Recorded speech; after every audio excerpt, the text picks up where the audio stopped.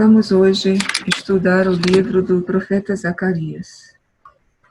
É o livro mais extenso dos 12 pequenos profetas. Ele apresenta claramente duas partes. A primeira parte, nos capítulos 1 a 8, e a segunda parte, dos capítulos 9 a 14. Na primeira parte, nós temos visões, e depois 2 capítulos onde se fala um pouco do que o povo viveu no passado e o que então Deus prepara para o futuro. A segunda parte do livro, capítulos 9 a 14, traz oráculos escatológicos e difere, portanto, bastante da primeira. A primeira parte tem algumas referências cronológicas ao rei Dario.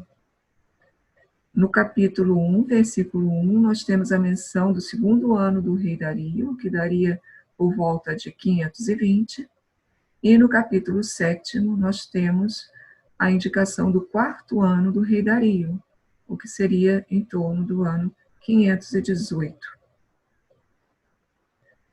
O segundo bloco, a partir do capítulo 9, não há indicações cronológicas, nem há indícios históricos muito claros, mas pela circunstância que se pode observar, é possível que aqueles capítulos tenham sido pronunciados durante o Império Persa, mas aí já numa época bastante avançada do Império Persa. Vamos então primeiro olhar o proto-Zacarias, capítulos 1 a 8. Depois da introdução, de 1 a 6, nós temos 8 visões, e então no final 2 capítulos de oráculos. As visões são variadas, falam sobre a reconstrução de Jerusalém, de Judá e do templo, a restauração do país, que ficará livre do domínio estrangeiro. Centra-se, então, a terceira visão na grandeza de Jerusalém, nas suas dimensões, Deus habitando em meio a ela. E a quarta visão fala do sumo sacerdote Josué e de um rebento que é o chefe, provavelmente, da dinastia de Davi.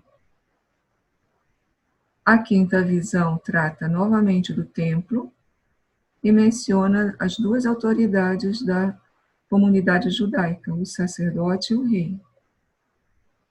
A sexta visão fala da lei e da sua importância, a lei que está no templo.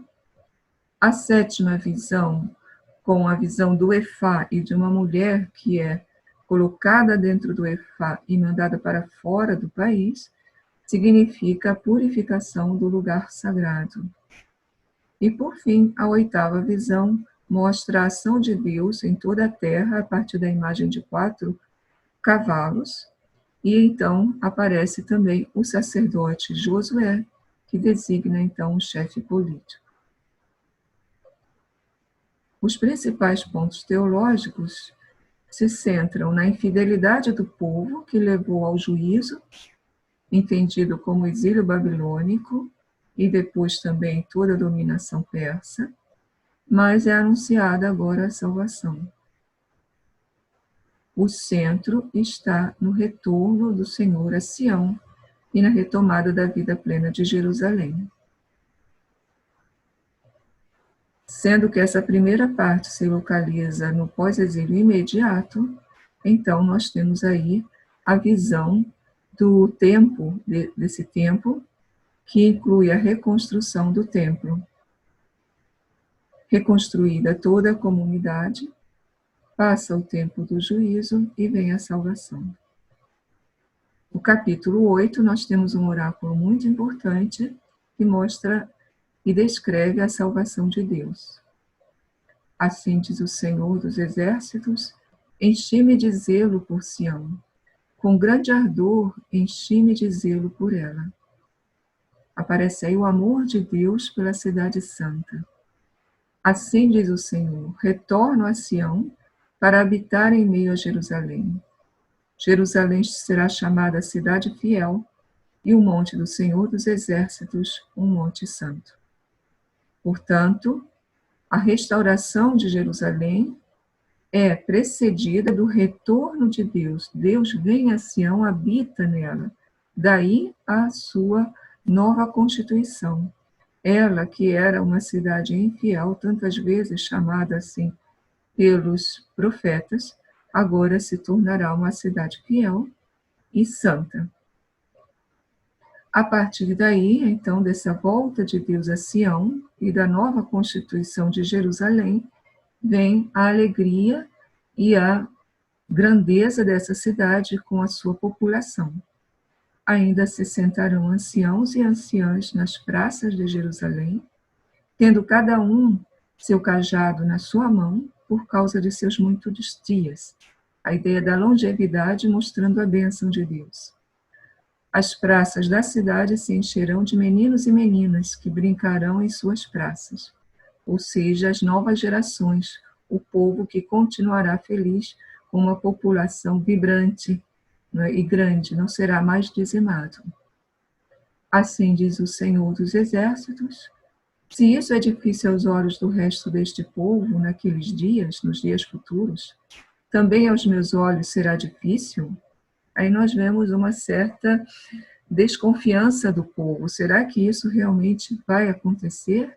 Então diz: se isso parece difícil, será que será difícil para mim?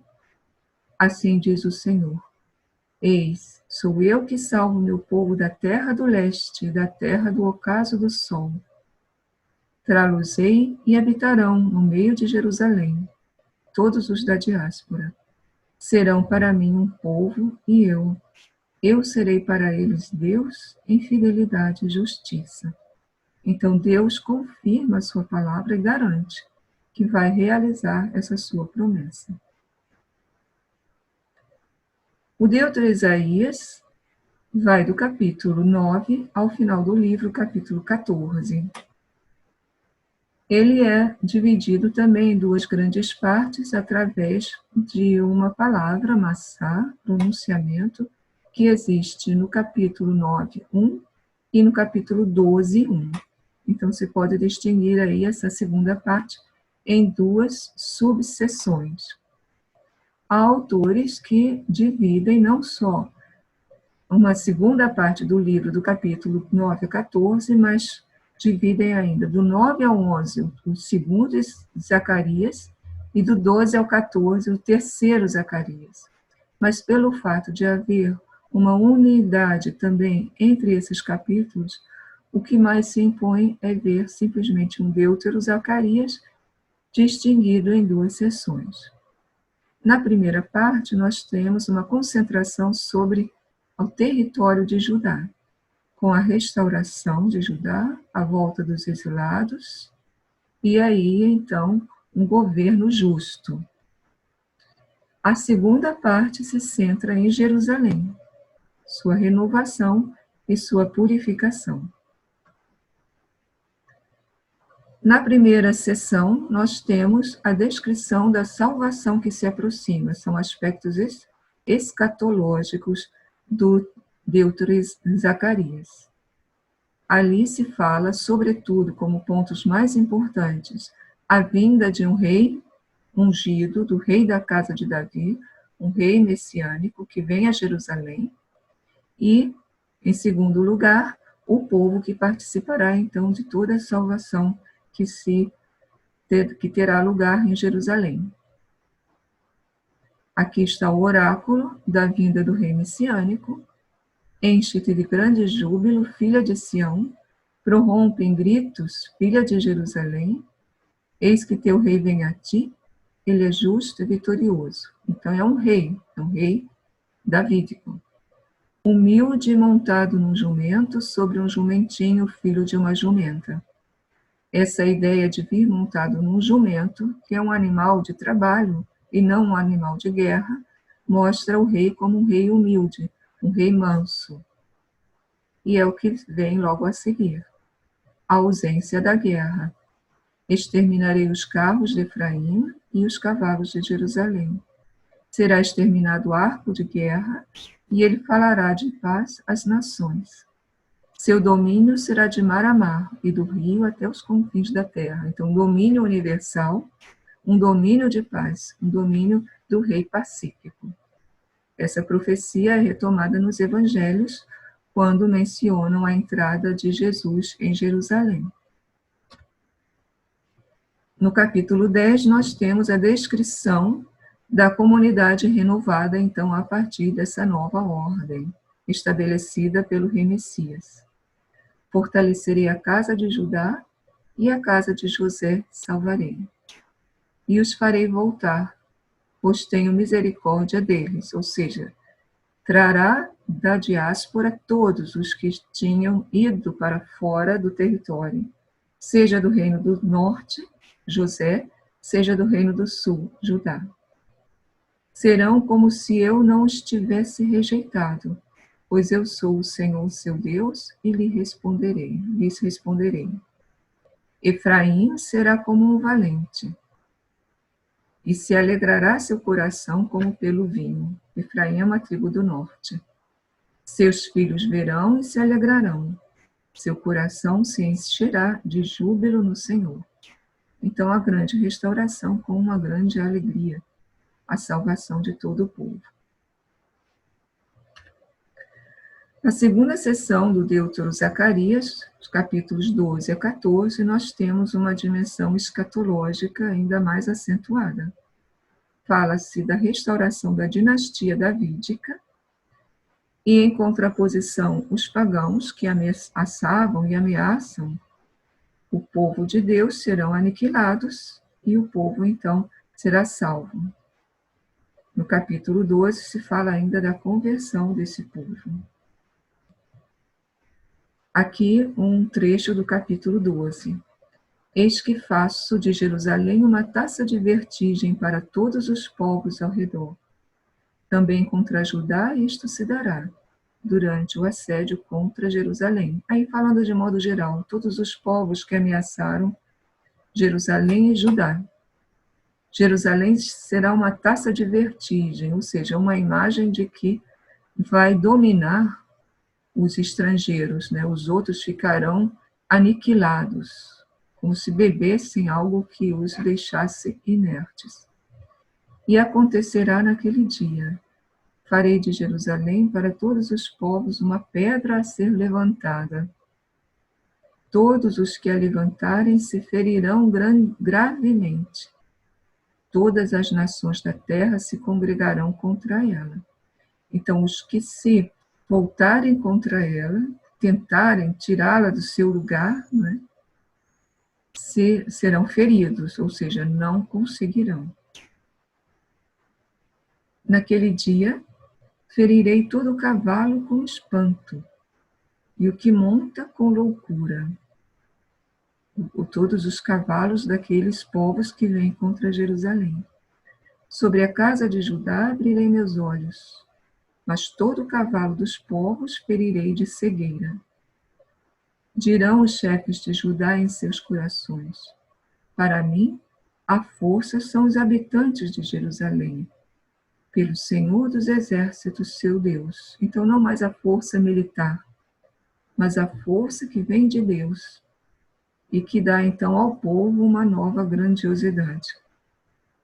Naquele dia farei dos chefes de Judá como um braseiro de fogo entre madeiras e como uma tocha de fogo entre feixes. O fogo queima a madeira.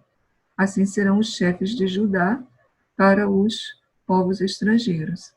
Eles devorarão à direita e à esquerda todos os povos ao redor. Jerusalém habitará novamente em seu lugar. Onde? No seu lugar próprio, na montanha de Sião, em Jerusalém. Continua o oráculo, então, descrevendo essa salvação que vai para todo Judá. O Senhor salvará as tendas de Judá por primeiro, para que não se engrandeça a honra da casa de Davi. Então, as cidades serão restabelecidas, e depois, então, a monarquia. E a honra do habitante de Jerusalém virá primeiro do que do habitante de Judá. E aí vem a promessa messiânica no versículo 8. Naquele dia o Senhor protegerá o habitante de Jerusalém, e aquele que tropeça dentre eles será naquele dia como Davi. E a casa de Davi será como Deus, como anjo do Senhor diante deles. Os habitantes de Jerusalém, os mais frágeis, os que estão tropeçando, será como Davi, ou seja, serão poderosos.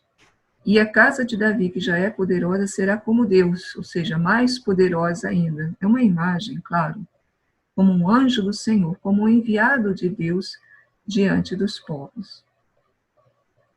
Então, há o anúncio da restauração de Jerusalém, da restauração de Judá e da restauração da monarquia davídica.